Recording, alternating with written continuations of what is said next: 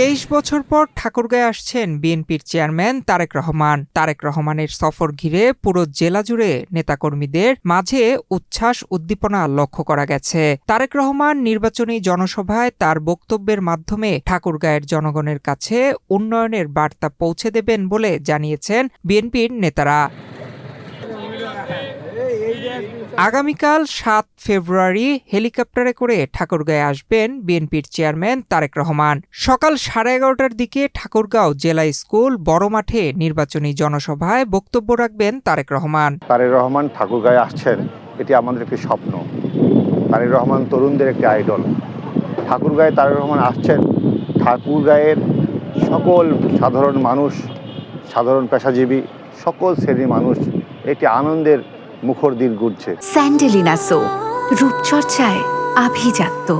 সবাই আনন্দিত, সবাই উদ্গ্রীব হয়ে অপেক্ষা করছেন আমাদের প্রিয় নেতা আমাদের মাঝে আসবেন।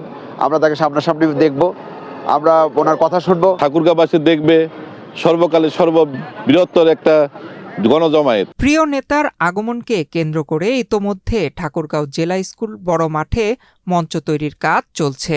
দলীয় নেতাকর্মীদের মধ্যে লক্ষ্য করা যাচ্ছে উৎসাহ উদ্দীপনা ও প্রাণচাঞ্চল্য।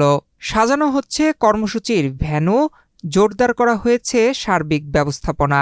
একই সঙ্গে শীর্ষ এই নেতার আগমন উপলক্ষে আইনশৃঙ্খলা পরিস্থিতি স্বাভাবিক রাখতে প্রশাসনের পক্ষ থেকেও নিরাপত্তা ব্যবস্থা জোরদারের প্রস্তুতি নেওয়া হয়েছে।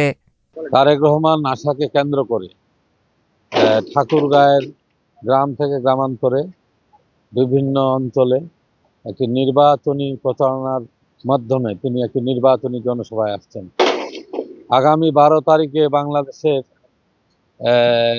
নির্বাচন, আর আগামীকাল আসছেন তারেক রহমান।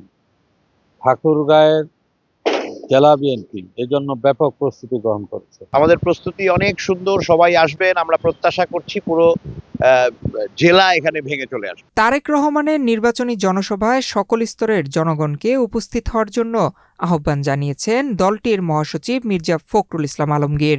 আগামী 7 তারিখে সকাল 9টায় আমাদের নেতা শহীদ প্রেসিডেন্ট জিয়া রহমান এবং খালেদা জিয়ার বড় ছেলে, বিএনপির চেয়ারম্যান, ভবিষ্যতের প্রধানমন্ত্রী, তিনি আমাদের ঠাকুরগাঁও আসবেন। এই বড় মাঠে তিনি বক্তৃতা করবেন, আপনারা সবাই সেখানে আমন্ত্রিত।